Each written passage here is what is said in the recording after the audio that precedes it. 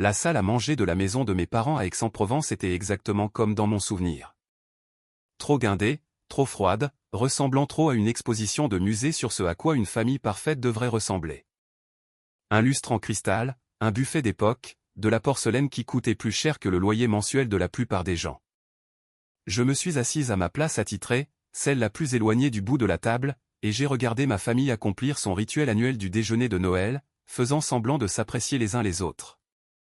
Ma sœur Victoire était assise à la droite de maman, ses ongles parfaitement manucurés tapotant contre son verre à vin alors qu'elle inspectait la table comme une reine évaluant ses sujets.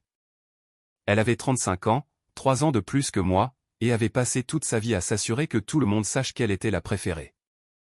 Alors, dit Victoire en coupant sa dinde au marron avec une précision inutile, j'ai pris un café avec le notaire la semaine dernière. Et voilà, pensais-je en prenant une autre bouchée de gratin dauphinois. Je savais que cela allait arriver. Victoire avait lancé des allusions depuis des semaines dans le groupe WhatsApp familial. Celui que j'avais mis en sourdine il y a 2 ans. Oh, dit maman, sa voix dégoulinant de ce ton faussement décontracté qu'elle utilisait quand quelque chose était clairement scénarisé. Qu'est-ce qu'il a dit? Eh bien, dit Victoire, posant son couteau et sa fourchette pour donner à cette annonce le poids dramatique qu'elle estimait mériter. Nous avons finalisé les dispositions testamentaires de maman et papa. Tout a été mis à jour et correctement documenté. Mon jeune frère Thomas, qui avait 28 ans et passait la plupart des réunions de famille sur son téléphone, leva enfin les yeux. Tout, confirma Victoire en souriant. La maison, le cabinet d'expertise comptable de papa, les 6 appartements locatifs à Lyon, le portefeuille d'investissement de maman.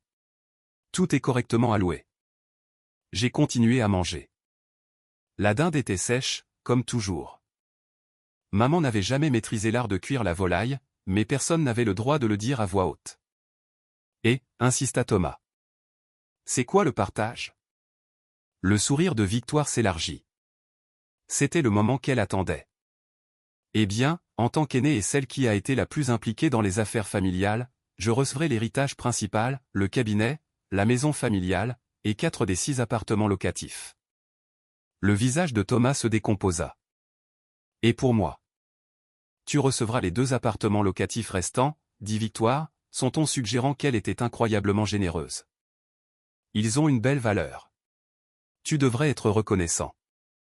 Je suis reconnaissant, dit rapidement Thomas, jetant un coup d'œil à papa pour obtenir son approbation. Merci. Puis Victoire se tourna vers moi, son expression oscillant entre pitié et triomphe. Manon, je sais que cela peut être difficile à entendre, mais tu ne figures pas du tout dans la transmission du patrimoine. J'ai arrêté ma fourchette à mi-chemin de ma bouche et je l'ai regardée. D'accord. D'accord, répéta Victoire, clairement déçue par mon manque de réaction. C'est tout ce que tu as à dire? J'ai haussé les épaules. Qu'est-ce que tu voudrais que je dise? Eh bien, je pensais que tu serais contrariée, dit-elle. Ou au moins surprise. Maman et papa ont décidé que puisque tu as déménagé à Bordeaux et que tu ne t'es pas impliqué dans l'entreprise familiale, cela n'a pas de sens de t'inclure dans la distribution des biens. C'est leur choix, dis-je, retournant simplement à mon repas. La table tomba dans le silence. Cela ne se passait pas selon le scénario de Victoire. Elle s'attendait clairement à des larmes, de la colère ou une sorte d'effondrement émotionnel qui lui permettrait de jouer la grande sœur magnanime offrant du réconfort. Papa s'éclaircit la gorge. Manon, tu comprends pourquoi nous avons pris cette décision, n'est-ce pas? Tu as quitté la Provence. Tu as choisi une voie différente. Victoire est restée, a travaillé au cabinet, s'est investie dans la famille. Je comprends, dis-je, et c'était vrai. Je comprenais parfaitement. J'avais compris depuis mes 15 ans, quand j'avais surpris papa dire à son associé que les filles étaient des passifs coûteux qui finiraient juste par se marier et prendre le nom de quelqu'un d'autre. J'avais compris quand j'avais fini major de ma promotion, et que papa avait demandé pourquoi j'avais gaspillé son argent dans un diplôme d'architecte au lieu de me marier. J'avais compris quand j'avais lancé mon propre cabinet d'architecture à Bordeaux, et que maman avait demandé quand j'allais abandonner mon petit passe-temps pour rentrer à la maison. Tu prends ça remarquablement bien, dit maman avec suspicion. Je m'attendais à plus de résistance. Pourquoi résisterais-je, demandai-je. C'est votre patrimoine. Vous pouvez en faire ce que vous voulez. Victoire se pencha en avant, les yeux plissés. À moins que tu ne prévoies de contester le testament. C'est ça? Tu vas traîner cette famille dans une horrible bataille juridique pour réclamer ta part réservataire? Non, dis-je honnêtement. Je ne le ferai pas. Bien, dit papa, le soulagement évident dans sa voix. Parce que le testament est en béton. Nous nous en sommes assurés. Maître Delacroix l'a rédigé lui-même. C'est le meilleur notaire de la région. Je sais, dis-je. Il s'est occupé de la succession de grand-mère aussi. La mention de ma grand-mère sembla jeter un froid sur la table. Grand-mère Catherine était décédée il y a 18 mois, et sa mort m'avait frappé plus durement que quiconque dans ma famille ne pouvait le comprendre. Elle avait été la seule à m'avoir vraiment vu, la seule à avoir encouragé mes rêves au lieu d'essayer de les remodeler en quelque chose de plus acceptable. Oui, enfin, dit maman raidement. Ta grand-mère avait ses propres idées sur les choses. Elle en avait certainement, convenais-je, incapable d'empêcher un sourire sur mon visage. Les yeux de Victoire lancèrent des éclairs. Qu'est-ce que c'est supposé vouloir dire? Rien, dis-je. Juste que grand-mère a toujours été très claire sur ce qu'elle voulait. Elle perdait la tête à la fin, dit papa d'un ton dédaigneux. Elle ne savait plus quel jour on était. Je posai ma fourchette avec précaution, luttant contre l'envie de le corriger. Grand-mère Catherine avait toute sa tête jusqu'au jour de sa mort. Je le savais parce que je lui parlais 3 fois par semaine pendant les 5 dernières années de sa vie. Mais ma famille ne le savait pas.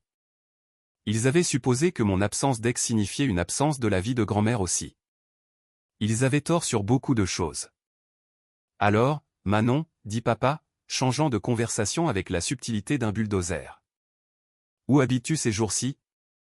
Toujours dans cet appartement à Bordeaux. Je pris une gorgée d'eau, considérant ma réponse. Je pouvais continuer à jouer le jeu, les laisser continuer avec leurs hypothèses. Ou je pouvais dire la vérité et regarder tout imploser. L'ancienne Manon, celle qui avait passé son enfance à essayer de gagner leur approbation, serait restée silencieuse, aurait laissé Victoire avoir son moment, serait retournée à Bordeaux et aurait continué à construire sa vie en paix. Mais assise à cette table, regardant ma sœur se vanter d'un héritage qu'elle n'avait pas gagné, écoutant mes parents se féliciter de m'avoir évincé si proprement, j'ai réalisé que j'avais fini de protéger leurs sentiments aux dépens de ma propre vérité. En fait, dis-je en posant mon verre d'eau. Je vis dans la propriété de grand-mère. Celle qu'elle m'a donnée. Le silence qui suivit fut absolu. La fourchette de papa heurta son assiette avec un cliquetis qui sembla tonitruant dans la pièce silencieuse. Le verre de vin de maman se figea à mi-chemin de ses lèvres. La bouche de Thomas s'ouvrit littéralement. Et Victoire. Victoire devint complètement immobile, son visage se vidant de ses couleurs. Quoi, réussit finalement à dire papa. La propriété de grand-mère, répétai-je calmement. Le mas en pierre à Gordes avec les 9 hectares de terrain. Celui qu'elle a acheté en 1987 et rénové 3 fois au fil des ans. Elle m'en a fait la donation en avril 2023, 14 mois avant son décès. C'est impossible, dit Victoire, sa voix tremblante. Cette maison vaut 3,2 millions d'euros, terminai-je. Selon l'estimation la plus récente, bien que la valeur de la propriété ait probablement augmenté depuis, le marché du Luberon étant très fort. Maman retrouva sa voix, bien qu'elle ne fût guère plus qu'un murmure. Catherine n'aurait pas fait ça sans nous le dire. Elle vous l'a dit, corrigeai-je doucement. Elle vous a dit au déjeuner de Pâques il y a 2 ans qu'elle avait pris ses dispositions pour le domaine. Vous avez tous supposé qu'elle voulait dire qu'il serait divisé entre ses enfants, papa et tante Linda. Vous n'avez jamais demandé de détails. Le visage de papa était passé de pâle à rouge. Elle n'avait aucun droit de donner cette propriété sans en discuter avec moi. Je suis son fils. Elle avait tous les droits, dis-je. C'était sa propriété, achetée avec son propre argent issu de la vente de l'entreprise qu'elle a bâtie après la mort de grand-père. Elle pouvait en faire ce qu'elle voulait. Mais pourquoi toi, exigea Victoire, son masque soigneusement composé se fissurant enfin. Pourquoi pas moi? Je suis l'aîné des petits-enfants. Je suis resté ici. J'ai passé du temps avec elle. Tu lui rendais visite 2 fois par an, l'interrompis-je calmement. À Noël et pour son anniversaire. Tu restais 2 heures, tu buvais son thé de luxe et tu partais. Je lui parlais 3 fois par semaine au téléphone. Je prenais l'avion ou le TGV tous les 2 mois pour l'aider avec des projets dans la maison. J'étais là quand elle a eu sa pneumonie et qu'elle avait besoin de quelqu'un pour la conduire à ses rendez-vous.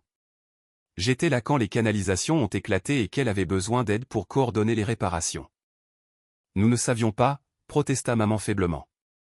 Vous n'avez pas demandé, répondis-je. Tout comme vous n'avez pas demandé ce que je construisais à Bordeaux. Tout comme vous n'avez pas demandé comment se portait mon cabinet. Vous avez supposé que parce que j'avais quitté la région, j'avais quitté la famille. Mais je n'ai pas quitté la famille. Je vous ai quitté, vous. La distinction flottait dans l'air comme de la fumée. C'est ridicule, dit papa, retrouvant un peu de sa superbe.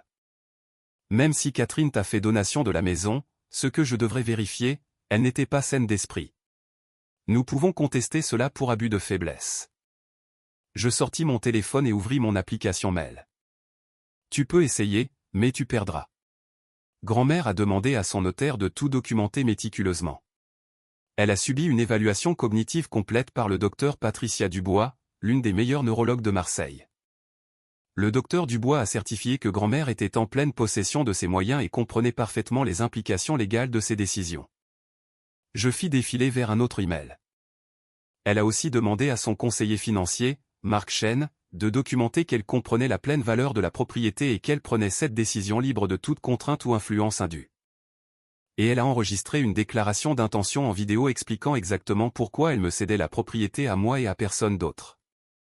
Pourquoi, demanda Victoire, et pour la première fois, elle semblait moins en colère et plus sincèrement blessée. Pourquoi nous a-t-elle écartés? Je regardais ma sœur, la regardais vraiment, et vis quelque chose que je n'avais jamais remarqué auparavant. Derrière tout ce comportement arrogant et cette performance d'enfant prodige, il y avait une personne qui n'avait jamais appris que l'amour ne s'hérite pas comme des meubles ou de l'immobilier. Elle avait passé toute sa vie à jouer le rôle que nos parents avaient créé pour elle, et elle ne pouvait sincèrement pas comprendre pourquoi cela ne suffisait pas. Elle ne vous a pas écarté, Victoire, dis-je doucement.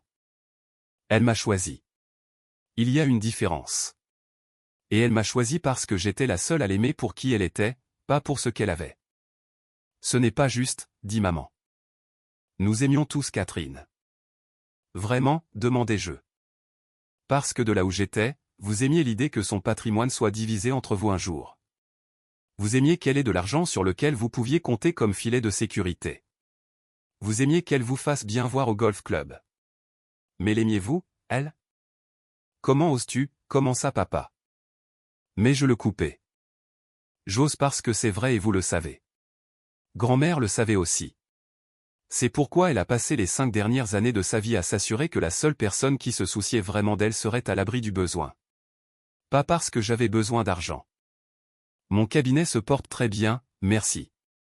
Mais parce qu'elle voulait que j'aie une part de son héritage, la maison qu'elle a bâtie, la terre qu'elle aimait, l'endroit où elle se sentait le plus elle-même.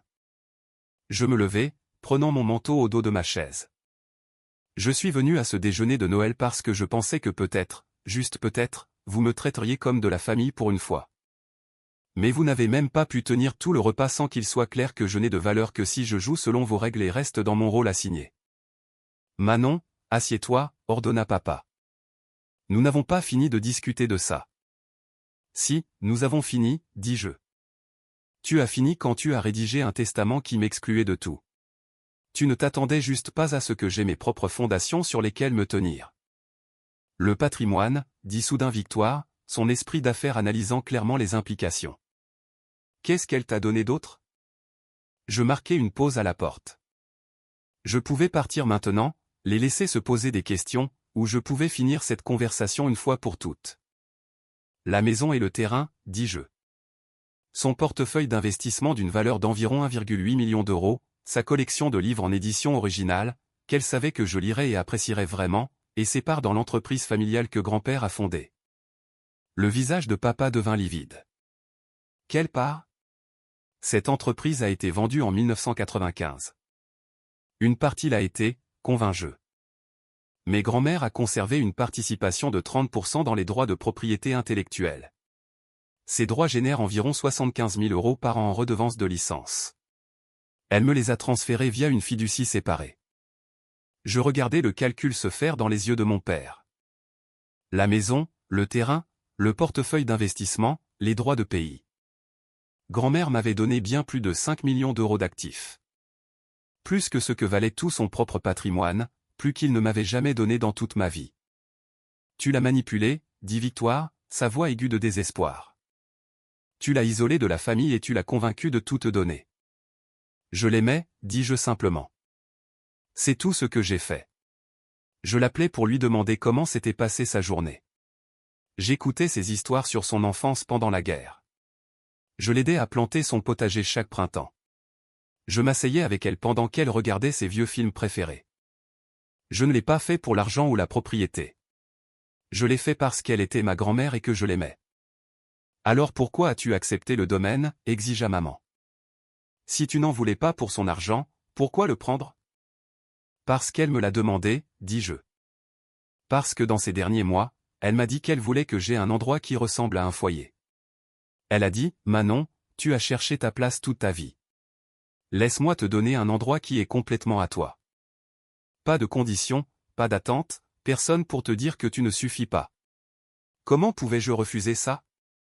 Des larmes coulaient sur mon visage maintenant, mais je ne pris pas la peine de les essuyer. Vous voulez connaître la partie la plus triste? Elle espérait que me donner le domaine serait un signal d'alarme pour vous tous. Elle pensait que peut-être si vous voyiez qu'elle me valorisait, vous commenceriez à me valoriser aussi.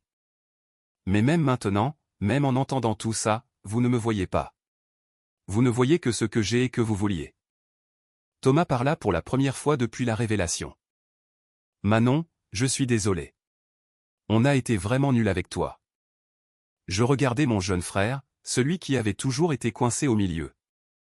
Jamais assez brillant pour le projecteur de Victoire. Jamais assez rebelle pour être intéressant.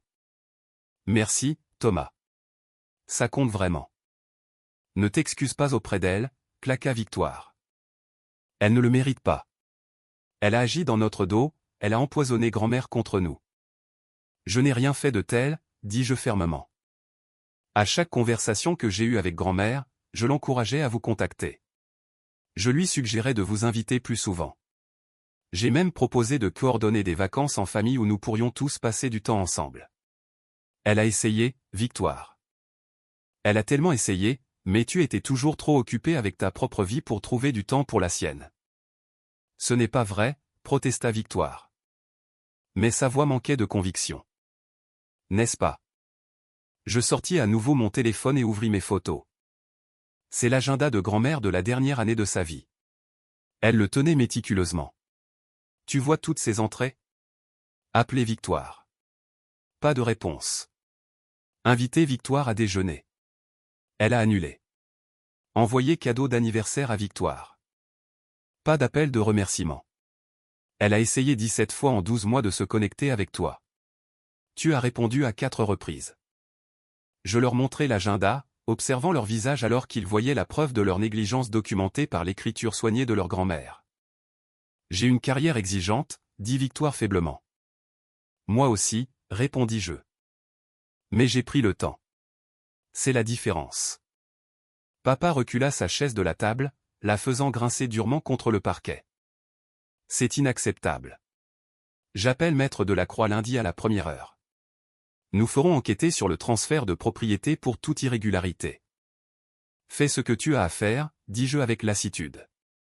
Mais ça ne changera rien. Le notaire de grand-mère est maître Sharon Martinez, pas Delacroix. Elle ne travaille pas pour toi, ne part pas en voyage de golf avec toi et ne te doit aucune faveur. Et tout est parfaitement légal et documenté. Tu vas gaspiller de l'argent en frais d'avocat et finir exactement là où tu as commencé. Pourquoi a-t-elle utilisé un notaire différent, demanda maman. Parce qu'elle savait que vous tenteriez exactement ceci, dis-je. Elle savait que vous penseriez pouvoir faire pression ou influencer quiconque s'occupait de sa succession. Alors, elle est allée voir quelqu'un en dehors de votre cercle, quelqu'un qui suivrait ses volontés à la lettre, indépendamment de la pression familiale. L'envie de se battre sembla quitter la pièce. Victoire s'affaissa sur sa chaise. Papa restait figé près de la table. Maman fixait son verre de vin comme s'il contenait des réponses. « Qu'est-ce qui se passe maintenant » demanda doucement Thomas. « Maintenant, dis-je, je rentre chez moi, dans ma maison, celle que grand-mère m'a donnée, et vous continuez tous avec ce que vous aviez prévu. Votre testament reste tel qu'il est écrit. Je ne le conteste pas parce que je n'en ai pas besoin. Je n'engage aucune action légale contre vos plans de succession parce que honnêtement, je m'en fiche. Vous m'avez déjà donné la seule chose qui comptait, la preuve que ma valeur à vos yeux peut être effacée par quelques documents légaux. Manon, ne sois pas dramatique, dit maman. Nous sommes toujours ta famille. L'êtes-vous, demandai-je. Parce qu'une famille n'annonce pas l'exclusion de quelqu'un d'un testament au déjeuner de Noël comme si c'était une victoire. Une famille ne sourit pas en coin quand quelqu'un d'autre est évincé. Une famille ne passe pas 32 ans à faire sentir à quelqu'un qu'il ne suffit pas. J'attrapai mon sac à main et me dirigeai vers la porte d'entrée.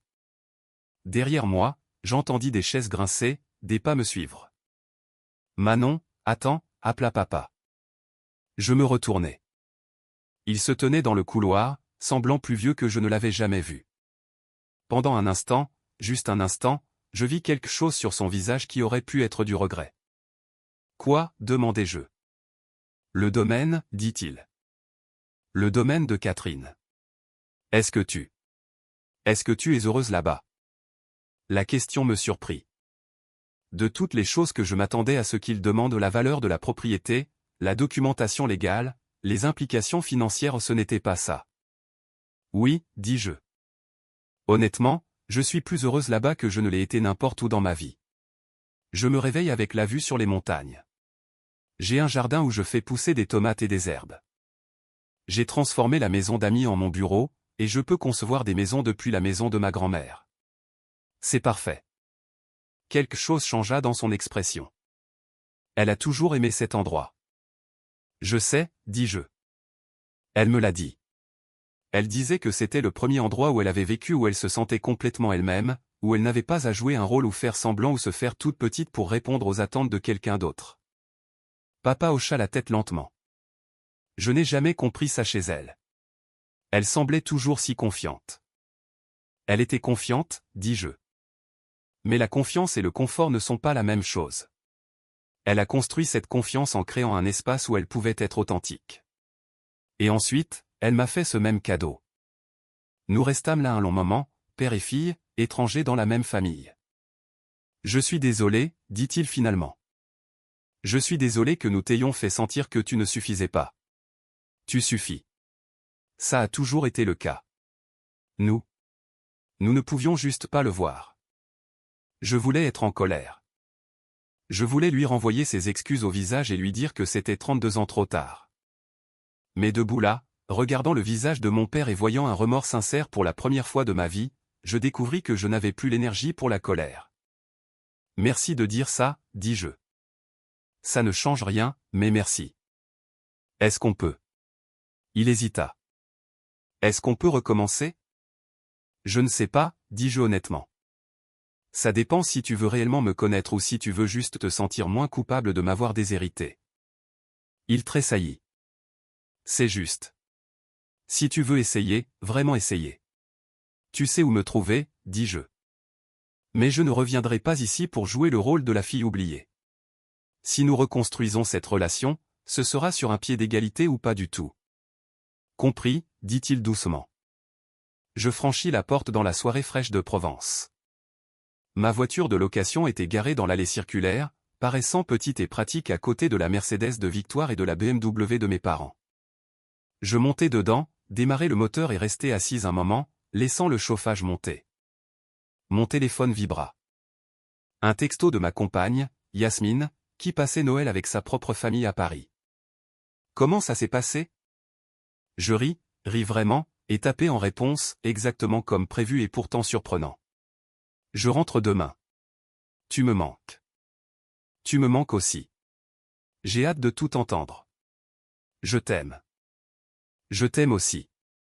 Je passai la vitesse et m'éloignai de la maison de mes parents, la regardant rétrécir dans le rétroviseur alors que je tournais vers l'autoroute en direction du Luberon, vers la maison de grand-mère. Ma maison. Je sentis quelque chose changer en moi. Le poids que je portais depuis 32 ans. Le sentiment constant de ne pas suffire. Le désir désespéré de l'approbation de mes parents. Tout cela commença à se lever. Grand-mère m'avait donné plus qu'une maison et de la terre. Elle m'avait donné la preuve que je valais la peine d'être aimé, d'être choisi, d'être investi. Pas à cause de ce que je pouvais faire pour quelqu'un d'autre, mais à cause de qui j'étais. 40 minutes plus tard, je m'engageais dans la longue allée menant au domaine. Le mas se dressait contre le ciel assombri, ses fenêtres brillant des lumières chaudes que j'avais laissées allumées. Les collines se profilaient derrière lui, solides et éternelles. Je me garais et restais assise un moment juste à le regarder. Mon chez-moi. Pas un jour peut-être, pas conditionnellement. Pas si je me prouvais digne. Non, pour toujours. À l'intérieur, je me fis une tasse de thé et m'assis dans le fauteuil de lecture de grand-mère. Mon fauteuil de lecture maintenant, regardant la forêt au-delà des fenêtres. Mon téléphone vibra à nouveau. Cette fois, c'était Thomas. C'était intense. Ça va? Je souris. Ouais, ça va vraiment. Victoire est en train de perdre la tête. Papa s'est enfermé dans son bureau. Maman pleure. C'est un désastre. Je suis désolé que tu aies dû subir ça. Je tapais, ne le sois pas. Tu avais raison sur tout. On a été horrible avec toi. Merci d'avoir dit ça. Est-ce que je peux venir te rendre visite un de ces jours? Voir le domaine? J'aimerais te connaître mieux. La vraie toi, pas la version qu'on a fabriquée dans nos têtes. Je sentis les larmes piquer mes yeux. J'aimerais bien. Viens quand tu veux. Merci, Manon. Joyeux Noël. Joyeux Noël, Thomas. Je posai le téléphone et pris la photo encadrée sur la table d'appoint. Grand-mère et moi, il y a 5 ans, plantant des bulbes de tulipes dans le jardin. Nous rions toutes les deux, couvertes de terre, complètement heureuses. Merci, chuchotai-je à son image, de m'avoir vu, de m'avoir choisi, de m'avoir donné un endroit où j'ai ma place. La maison s'installa autour de moi avec des craquements confortables et des soupirs. Quelque part dans les murs, le chauffage se mit à ronronner. Dehors, une chouette ulula dans l'obscurité. J'étais chez moi. Pas le foyer dans lequel j'étais né, mais le foyer pour lequel j'avais été choisi. Le foyer que j'avais gagné par l'amour et la loyauté et 3 appels téléphoniques par semaine pour parler de tout et de rien. Victoire pouvait avoir son héritage. Thomas pouvait avoir ses appartements locatifs. Mes parents pouvaient avoir leur testament parfait, leur enfant prodige et leur récit familial soigneusement construit. J'avais quelque chose qu'ils ne comprendraient jamais. La certitude que je suffisant, que j'avais toujours suffi, que je suffirais toujours. Et j'avais un domaine de 3,2 millions d'euros dans le Luberon qui le prouvait. La fourchette était tombée. La vérité avait éclaté. Et la fille oubliée était enfin, complètement, irrévocablement rentrée chez elle.